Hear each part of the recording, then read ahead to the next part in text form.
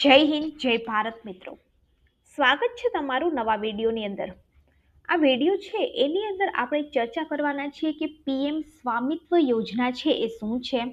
Property card છે એના વિશે તમે સાંભળ્યું હશે। હવે પીએમ સ્વામિત્વ યોજના છે એના અંતર્ગત પ્રોપર્ટી કાર્ડ છે એ આપવામાં આવે છે। હવે આપણે જોઈશું કે પીએમ સ્વામિત્વ યોજના કે જેનો પ્રધાનમંત્રી નરેન્દ્ર મોદી છે એના દ્વારા શુભારંભ કરવામાં આવ્યો છે અને આનાથી ગામડાના લોકો છે એને ઘણો બધો ફાયદો થવાનો છે અને ઘણા બધા પ્રોપર્ટી કાર્ડ છે એ પણ આના અંતર્ગત વિતરણ છે એ કરવામાં આવ્યા છે। તો આ વિડીયોની અંદર સંપૂર્ણ ચર્ચા કરીશું આપણે કે સ્વામિત્ર યોજના છે એ શું છે। હવે આપણે વાત કરીએ તો ગ્રામીણ વિસ્તારની અંદર એવા લોકો રહે છે કે જેમની પાસે તેમની પોતાની જમીન અને માલિકીના હક અને સરકારી દસ્તાવેજ નથી। આ લોકો માટે પીએમ સ્વામિત્વ યોજના છે એ ખૂબ જ ફાયદાકારક છે। પ્રોપર્ટી કાર્ડ એટલે કે પ્રધાનમંત્રી શ્રી નરેન્દ્રભાઈ મોદીના હસ્તે 65 લાખથી વધારે સંપત્તિ કાર્ડનું વિતરણ છે એ કરવામાં આવ્યું। સ્વામિત્વ યોજના દ્વારા ગ્રામ વિકાસનું આયોજન અને અમલીકરણ છે એ સારું બની રહ્યું છે।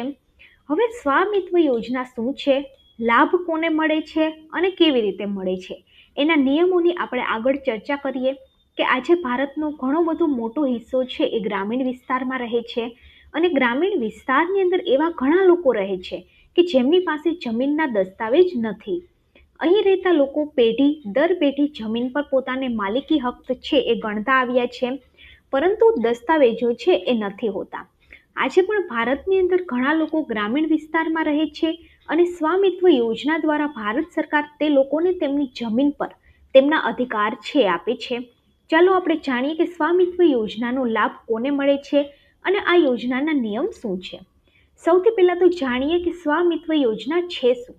આપણે વાત કરીએ તો ભારતની અંદર ઘણો મોટો હિસ્સો ગ્રામીણ વિસ્તારમાં રહે છે। ગ્રામીણ વિસ્તારની અંદર ઘણા બધા એવા લોકો રહે છે કે તેમના જમીનના દસ્તાવેજ છે એ નથી। લોકો પેઢી દર પેઢી જમીન પર પોતાની માલિકીનો હક છે એ ગણતા આવ્યા છે અને આ જ કારણે ગામમાં જમીનને લઈ અનેક વિવાદો છે એ જોવા મળી રહ્યા છે। ઘણી વખત ઝઘડા છે એ પણ થાય છે। સરકારે આ વિસ્તારમાં ન તો કોઈ સર્વે કર્યો છે, ન તો કોઈ કાયદાકીય દસ્તાવેજો તૈયાર કરવા માટે કોઈ પ્રક્રિયા છે એ શરૂ કરી છે, પરંતુ સ્વામિત્વ યોજના છે એના અંતર્ગત ગ્રામીણ વિસ્તારની અંદર જમીન ઉપર બનેલા માલિકોને માલિકી હક આપવા માટે ભારત સરકાર દ્વારા સ્વામિત્વ યોજના છે શરૂ કરવામાં આવી છે। આ યોજના હેઠળ સર્વે કરવામાં આવે છે અને તે પછી વ્યક્તિને પ્રોપર્ટી કાર્ડ છે એ આપવામાં આવે છે। જે ઘરની માલિકી ધરાવે છે એટલે કે તેમની પાસે તેમના ઘરના માન્ય દસ્તાવેજ છે એ હશે। આ યોજનાનો લાભ છે કોને મળશે એટલે કે ભારતની સ્વામિત્વ યોજના ગ્રામીણ વિસ્તારમાં રહેતા લોકોને ફાયદો થશે।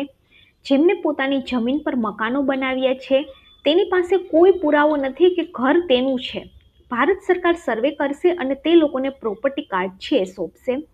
આ દ્વારા તે આગળ જતાં સાબિત થઈ શકશે કે ઘર છે એ તેનું જ છે। સરકારી યોજનાનો લાભ કેટલા લોકોને મળશે તેનો ડેટા સત્તાવાર રીતે જાહેર કરવામાં આવ્યો નથી। ગ્રામીણ વિસ્તારની અંદર પ્રોપર્ટીનો સર્વે છે એ કરવામાં આવશે। લાભ કેવી રીતે કરશો તો સ્વામિત્વ યોજનાનો લાભ લેવા માટે સૌપ્રથમ તમારે યોજનાની જે સત્તાવાર વેબસાઇટ છે http://egramswaraj.gov.in આના ઉપર જવું પડશે। આ વેબસાઇટ ઉપર ગયા પછી તમારે અહીંયા ન્યૂ યુઝર જે આપેલું છે ત્યાં રજિસ્ટ્રેશન કરવાનું છે અને રજિસ્ટ્રેશન ફોર્મ છે એ તમારે ભરવાનું રહેશે। આની અંદર તમારે તમારી તમામ માહિતી છે દાખલ કરવાની રહેશે। Phone number, email ID A પણ તમારે દાખલ કરવાનું રહેશે। રજિસ્ટ્રેશન ફોર્મ છે એ સબમિટ કરી દેવાનું રહેશે। ત્યાંથી તમારી અરજી છે એ સફળતાપૂર્વક સબમિટ છે થઈ જશે। આ પછી બાકીની જે કાર્યવાહી છે વિભાગ દ્વારા કરવામાં આવશે અને જ્યારે પ્રક્રિયા પૂર્ણ થશે તો તમને પ્રમાણપત્ર અથવા તો પ્રોપર્ટી કાર્ડ છે આપવામાં આવશે। આ જે છે આની વેબસાઇટ છે। હવે આપણે જોઈએ કે શ્રી નરેન્દ્રભાઈ મોદી દ્વારા ઘણા બધા પ્રોપર્ટી કાર્ડનું વિતરણ છે કરવામાં આવ્યું છે। તો આની આ ન્યૂઝ ક્લિપ। रचना जी बताइए, आप क्या काम करती हैं, परिवार में कौन सर, कौन है, ये स्वामित्व योजना से कैसे संपर्क आया।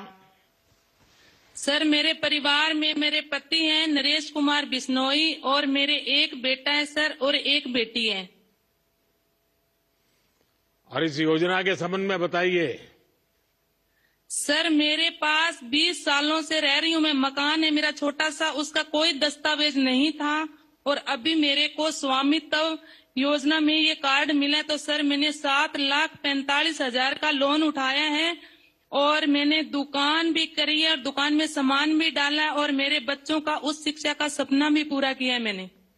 तो आपको पहले कार्ड, आपके पास कोई प्रॉपर्टी की कोई जानकारी नहीं थी, कुछ नहीं था आपके पास? नहीं सर, मेरे पास कुछ नहीं था। तो फिर परेशानी भी आती होगी, लोग भी बहुत परेशान। ज्यादा परेशान थे सर। ये मेरे को स्वामित्व योजना ये कार्ड मिला सर, मैं और मेरा परिवार बहुत खुश हैं। अच्छा, कभी आपने सोचा था कि 20 साल जब हो गए आपके पास कुछ रहा ही नहीं, तो आपने तो आशा छोड़ दी होगी? तो आपने सर, कभी मैंने तो सोचा छोड़ था ही ऐसा दी कभी थी। होगा? सर मैंने कभी नहीं सोचा था भी ये कभी होगा क्या। 20 सालों से रह रही हूँ सर उसी मकान में।